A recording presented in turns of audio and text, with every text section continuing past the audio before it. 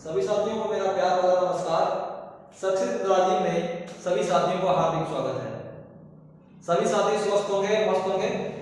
और जैसा कि हमने पार्ट 1 में पढ़ा है, कॉन्सेप्ट ऑफ जीरो को बड़े ही बेहतर ढंग से समझा था और कॉन्सेप्ट ऑफ जीरो के मैंने काफी प्रश्नों को हल कराया था और अच्छे से समझाया था। अगर अभी भी आपको कोई भी डाउट है तो कमेंट सेक्शन में जाके कमेंट कर सकते हैं। साथियों, मैं चाहूंगा कि कॉन्सेप्ट ऑफ जीरो के कुछ प्रश्नों को मैं बोर्ड पर लिखता हूं और आप उनको हल करने के उपरांत कमेंट सेक्शन में अपने आंसर को दे सकते हैं। पहला प्रश्न मैं नोट कर रहा हूं, 1 गुणा 2 गुणा 3 गुणा 4 गुणा 5 dot dot dot dot dot dot गुणा 200। इस प्रश्न में नंबर ऑफ जीरोस मल्टीप्लाई करने के बाद कितने जीरो जो है अंत में आएंगे, ये उत्तर आपको देना है। और इसका फर्स्ट ऑप्शन है 74, नंबर 2 42, ऑप्शन नंबर 3 49 और ऑप्शन नंबर 4 26। इसका उत्तर आप कमेंट सेक्शन में देंगे। और दूसरा प्रश्न है 1 गुणा 2 गुणा 3 गुणा 4 गुणा 5 गुणा 6 100। Option 1 25, option second 26, option third 24 और ऑप्शन 4 27। साथियों, इन दोनों प्रश्नों के उत्तर आप कमेंट सेक्शन में कमेंट करके बताएं। आज पार्ट 2 से हम शुरुआत करने जा रहे हैं। पार्ट 2 में हम समझेंगे कॉन्सेप्ट ऑफ यूनिट डिजिट। तो साथियों, हम शुरुआत कर रहे हैं कॉन्सेप्ट ऑफ यूनिट डिजिट की। अच्छे ढंग से समझेंगे यूनिट डिजिट को। यूनिट डिजिट का संख्या पद्धति यानी नंबर सिस्टम में बहुत ही महत्वपूर्ण योगदान है और प्रत्येक कॉम्पिटिटिव एग्जाम में यूनिट डिजिट से कम 1 या 2 प्रश्न बन जाते हैं। इसलिए अच्छे ढंग से आप जो है इसको समझें और अपनी तैयारी को बेहतर बनाएं। आज का कॉन्सेप्ट है यूनिट डिजिट।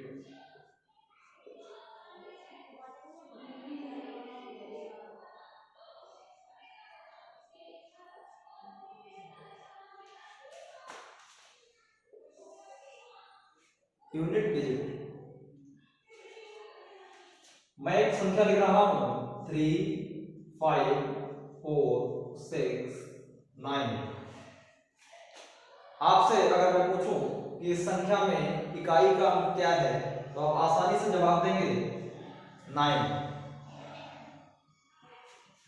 अब मैं आपसे पूछना चाहता हूं कि 153 गुणा 122 इस संख्या में इकाई का अंक क्या होगा।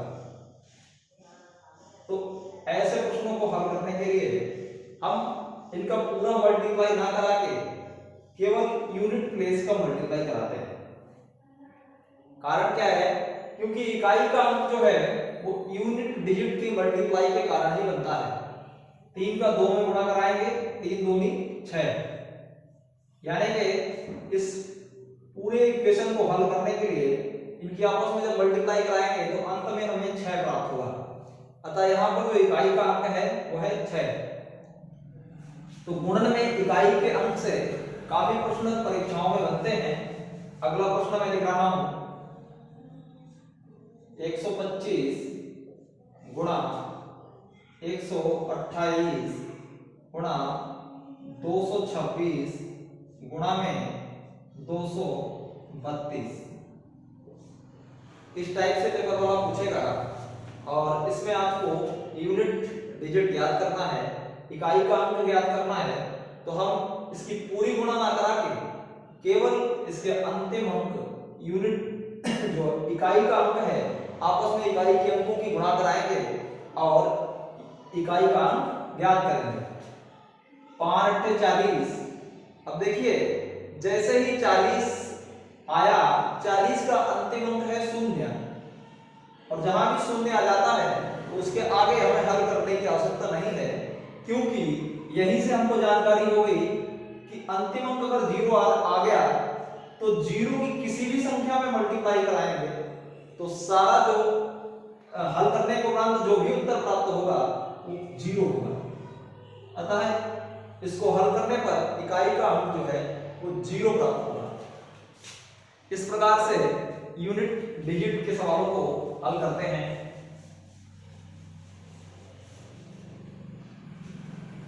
अगली चीज मैं आपको बताना चाहूंगा, मान लीजिए कोई सवाल लिखा है 174 गुणा 226 गुणा 227।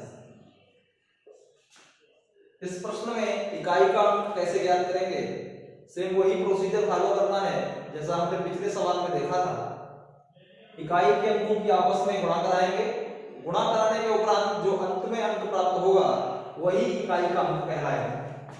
4 गुणा 6, 4 × 24, 24 में जो अंतिम अंक है वो है 4, तो 4 की 7 से गुणा कराएंगे, 4 × 7 = 28, 28 में जो अंतिम अंक है वह है 8, यानी इसको हल करने पे हमें जो उत्तर प्राप्त होगा उसका अंतिम अंक जो है वह 8 होगा। इस प्रकार से गुणन में इकाई का अंक हम ज्ञात करते हैं। साथियों, इकाई के अंक से कई प्रकार के प्रश्न परीक्षाओं में पूछे जाते हैं। अब मैं जो सवाल लिख रहा हूं इसको ध्यान से देखिएगा। 126 की पावर 123।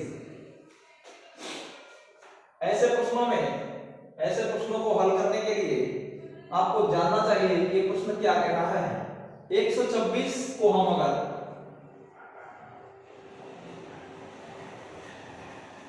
123 बार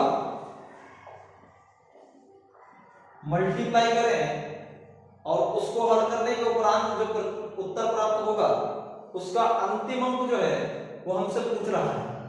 तो साथियों, इतनी लंबी गुणा जो है करना संभव नहीं है और इतनी लंबी गुणा करके हम उत्तर प्राप्त नहीं कर सकते हैं। तो इसको हल करने का एक तरीका है,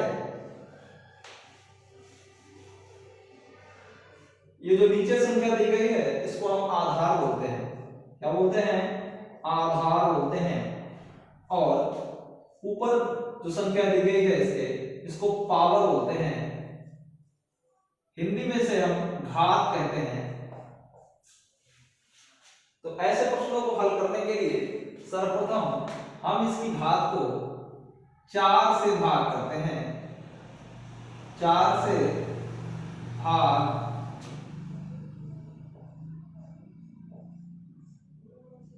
करते हैं।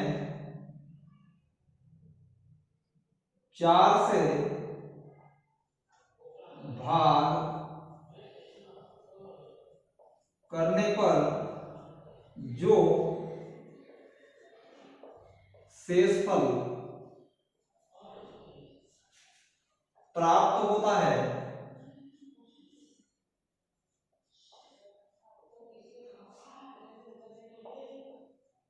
उसको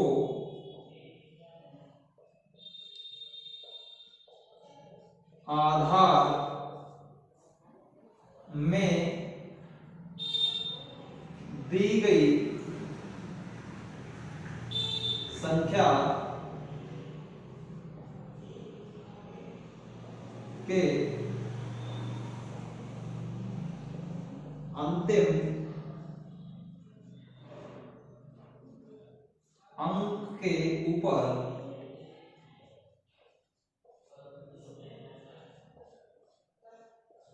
घात के रूप में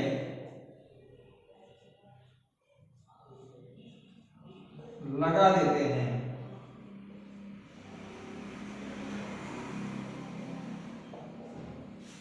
और उसके उपरांत जब हम उसको हल करते हैं जो उत्तर प्राप्त होता है उसका अंतिम अंक ही यूनिट डिजिट है।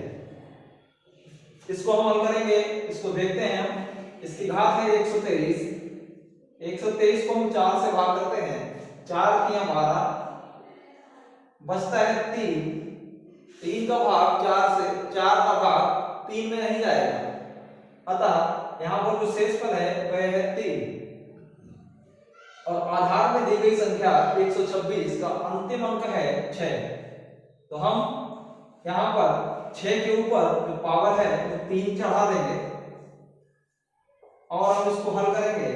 6 गुणा में 6 गुणा में 6, 6 छंग 36, 36 का अंतिम अंक होता है 6, तो 6 छंग 36, फिर से 36 प्राप्त हुआ और 36 का जो अंतिम अंक है वह 6 है।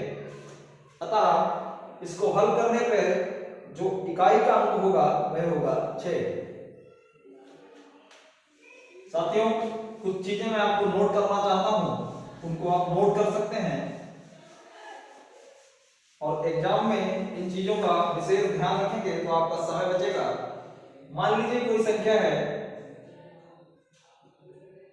कोई भी संख्या है और उसका अंतिम अंक है 0, 0 की पावर 125,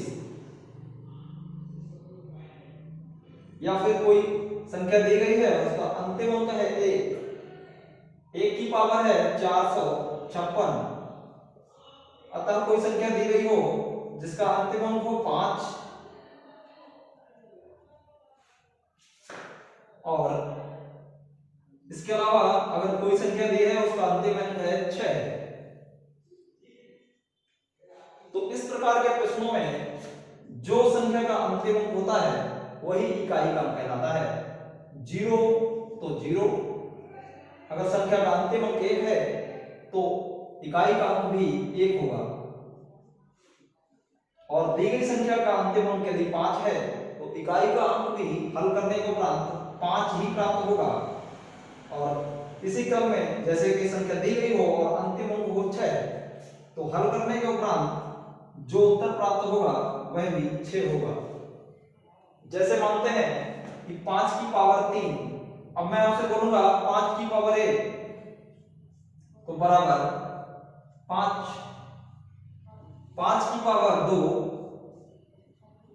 बराबर 25, 5 की पावर 3 बराबर 125, 5 की पावर 4, यहां पर समझते हैं 5 की पावर 4 मतलब 625। इसको देखने पे हमें समझ में आया कि कितनी भी पावर बढ़ती चली जाएगी लेकिन अंतिम अंक जो है वो 5 ही प्राप्त होगा। अतः इससे हम समझ सकते हैं कि कोई भी संख्या का आधार का अगर अंतिम अंक 5 है तो घात से हमें कोई भी मतलब नहीं है, घात की ओर हमें ध्यान नहीं देना है।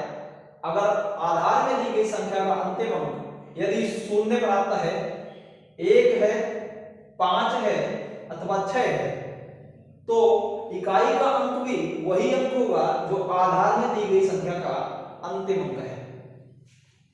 इसी प्रकार हम 6 को समझ लेते हैं। 6 की पावर 1 बराबर 6, 6 की पावर 2 बराबर 36, 6 की पावर 3, 6 छंग 36 छंग 216। इस प्रकार देखा जा सकता है कि जिस प्रकार से पावर बढ़ती जाएगी परंतु संख्या का जो अंतिम अंक है वह केवल 6 प्राप्त हो रहा है। तो इससे हम सीख सकते हैं कि यदि दी गई संख्या में आधार का अंक,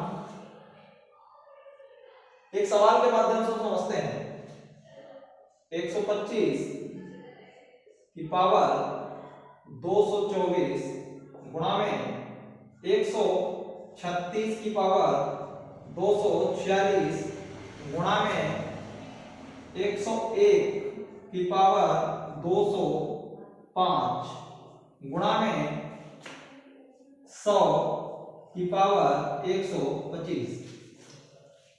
अब आप देख सकते हैं कि ऐसे सवालों को हल करने के लिए हमें पावर को देखने की आवश्यकता नहीं है। हम देखेंगे संख्या का दिया गया अंतिम अंक क्या है 5। तो हमको जैसा कि अभी हमने सीखा कि अगर 5 संख्या का अंतिम अंक है, आधार का अंतिम अंक है, तो इकाई का अंक भी 5 ही होगा। तो यहाँ पर 5 आ जाएगा, गुणा में 6, गुणा में 1 और गुणा में 0। और जब 0 की किसी भी संख्या से गुणा करते हैं तो अंतिम अंक 0 प्राप्त होता है। तो ऐसे सवालों को हल कर, इस सवाल को हल करेंगे तो इसका उत्तर आएगा 0, यानी इस संख्या में जो अंतिम अंक होगा वह 0 होगा।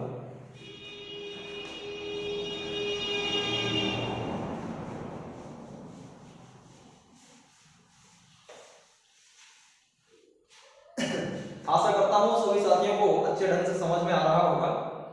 और यदि आप अपना कोई सुझाव देना चाहते हैं तो आप कमेंट सेक्शन में जाके सुझाव दे सकते हैं, या कोई डाउट है तो आप कमेंट सेक्शन में अपना प्रश्न पूछ सकते हैं, वो आपका डाउट यहाँ क्लियर किया जाएगा। आगे बढ़ता हूं, कोई क्वेश्चन ले रहा हूं। 124 की पावर 256 गुणा 373 की पावर 204 गुणा 126 की पावर 124। यहां देख सकते हैं सर्वप्रथम हम 4 से इसको भाग करके देखेंगे तो 4 चौक 4 छंग 24 बचता है 1, हो गया 16, 4 चौक 16, यानी ये जो संख्या है पूर्णतः 4 से डिवाइड हो रही है। अगर 4 से दी गई घात पूर्णतः डिवाइड होती है तो आधार में दी गई संख्या के अंतिम अंक के ऊपर घात के रूप में हम 4 को लिखेंगे, यानी 4 की पावर 4 गुणा 373। साथियों 4 का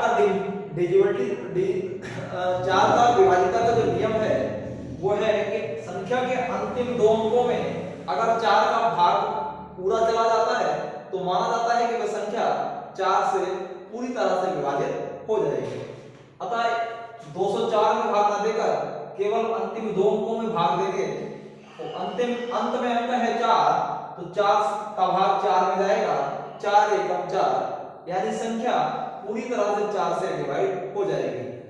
तो यहाँ पर बेस में दी गई संख्या है 373 और इसका अंतिम अंक है 3, तो 3 के ऊपर हम घात के रूप में 4 को लगाएंगे, क्योंकि जो भी संख्या 4 से पूरी तरह से घात अगर डिवाइड हो जाती है तो घात के रूप में हम 4 को ही लेते हैं, गुणा यहाँ पर हमें घात को देखने की आवश्यकता नहीं है, सीधे बेस में दिया गया अंतिम अंक है 6, तो 6 को हम यहाँ लिख सकते हैं।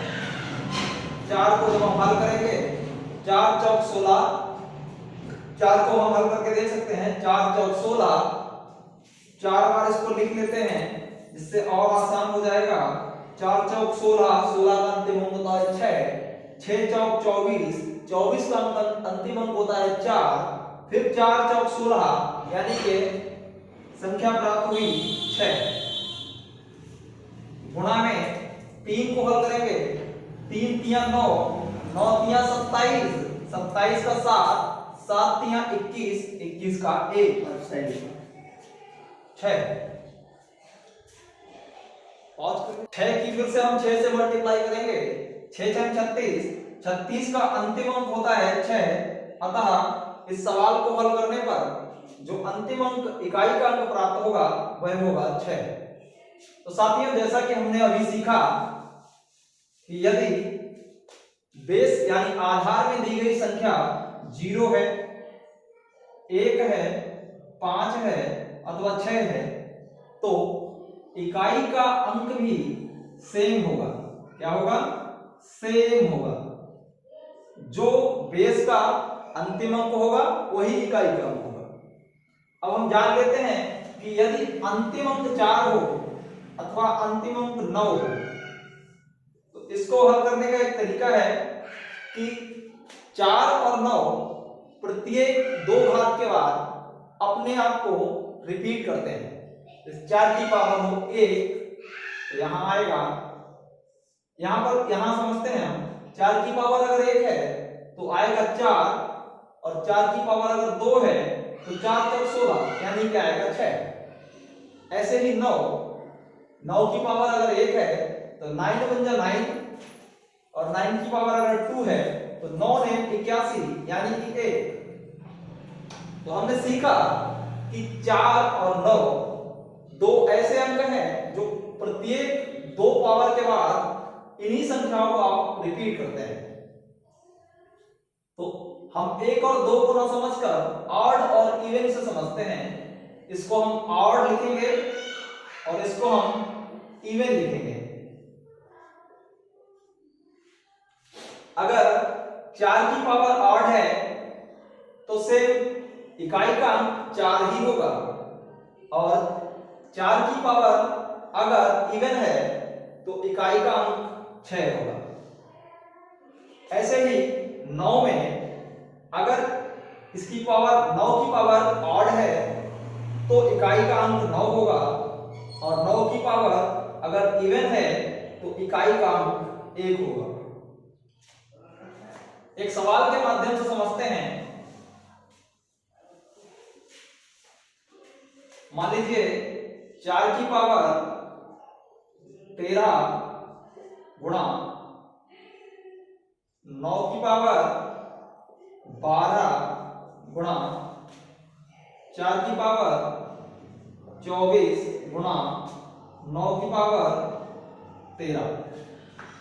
जैसा कि हमने अभी सीखा था कि अगर 4 की पावर ऑड है तो इकाई का अंक जो है उससे 4 ही होगा। तो यहाँ पर 4 की पावर आप देख सकते हैं एक ऑड संख्या है 13, तो यहाँ इकाई का अंक होगा 4 गुणा हमने सीखा था कि अगर 9 की पावर इवन है या ऑड है, अगर इवन पावर है तो इकाई का अंक होगा 1 यानी 9 की पावर यहाँ देख सकते हैं आप एक इवन संख्या है 12 यानी पर इकाई का अंक 1 प्राप्त होगा। ऐसे ही 4 की पावर यहाँ पर इवन है, जब 4 की पावर इवन हो तो संख्या प्राप्त होती है 6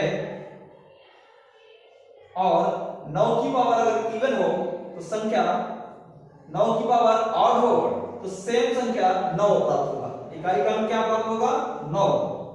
अब यहाँ पर हम देख सकते हैं हल करेंगे 4 × 24, 24 का अंतिम अंक है 4, 4 में 36, 36 का अंतिम अंक है 6।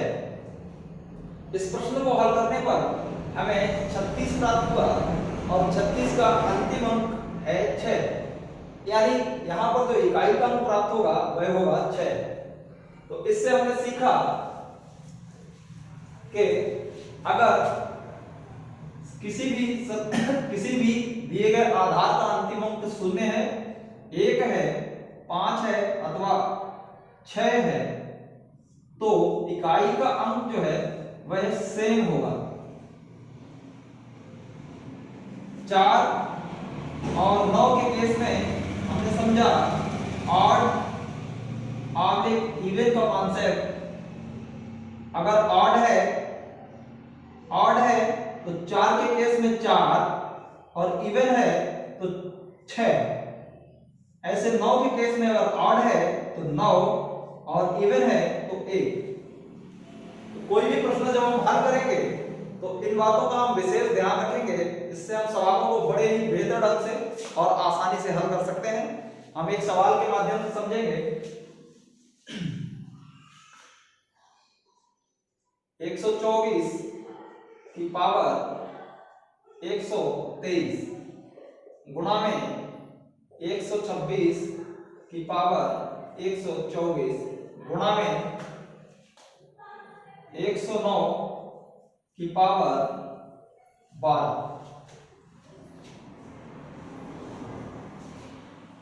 अब इसको हल करते समय हम उन्हीं बातों का ध्यान रखेंगे जो हमने अभी सीखी हैं।